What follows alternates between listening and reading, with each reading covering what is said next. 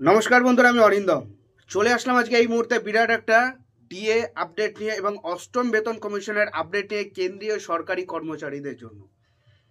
অষ্টম বেতন pay commission কোন ফর্মুলাতে দেওয়া হবে আপনারা কি সেটা কি জানেন? আজকে সেই ফর্মুলাটা নিয়ে আজকে আলোচনা করব। কোন ফর্মুলাতে অষ্টম বেতন কমিশন দেওয়া হবে। সো ভিডিওটা কিন্তু খুবই গুরুত্বপূর্ণ হতে চলেছে। সো ভিডিওটা স্কিপ না করে প্রথম থেকে শেষ পর্যন্ত দেখার অনুরোধ রইল। কন্টিনিউ করুন। এই ফর্মুলায় অষ্টম বেতন পে কমিশন বাড়বে। বেতন কত হবে দেখে নিন। কিছুদিন আগে অষ্টম বেতন কমিশন গঠনে ছাড়পত্র দিয়েছে কেন্দ্রের মোদী সরকার। তারপর থেকে বেতন বৃদ্ধির অঙ্ক কষে চলেছেন কেন্দ্রীয় সরকারি কর্মচারীরা। কিন্তু অষ্টম বেতন পে কমিশন বেতন বেড়ে কত হবে বুঝে নিন সেটা। 2025 সালে কেন্দ্রীয় বাজেটের আগে নরেন্দ্র মোদী সরকার অষ্টম বেতন কমিশন ঘোষণা করে সরকারি কর্মচারীদের উপহার দিয়েছেন। অনেকেই দাবি করেছেন সামগ্রিক পরামর্শের উপর নির্ভর করে ফিটমেন্ট ফ্যাক্টর 2.86% হতে পারে। সপ্তম বেতন কমিশনের সময় ফিটমেন্ট ফ্যাক্টর ছিল 2.57%। কেন্দ্রীয় সরকারি কর্মচারীরা দাবি তুলছেন যে লেভেল হোক 1 বা 6 সবার জন্য একই ফিটমেন্ট গ্রহণ করা উচিত। সপ্তম বেতন কমিশনের সময় লেভেল 1 এর ফিটমেন্ট ফ্যাক্টর ছিল 2.57, লেভেল 2 এর ফিটমেন্ট ফ্যাক্টর ছিল 2.63%, লেভেল 3 এর জন্য ছিল 2.67% এবং লেভেল 4 এর জন্য ছিল 2.72%। উচ্চ স্তরের সপ্তম বেতন কমিশনের ফিটমেন্ট ফ্যাক্টর ছিল 2.81%।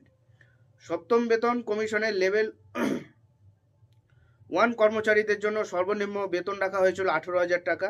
অষ্টম বেতন কমিশনে 1.92 পয়েন্ট ফিটমেন্ট ফ্যাক্টরে ন্যূনতম বেতন 18,000 টাকা বেড়ে সেটা 34,650 টাকা হবে।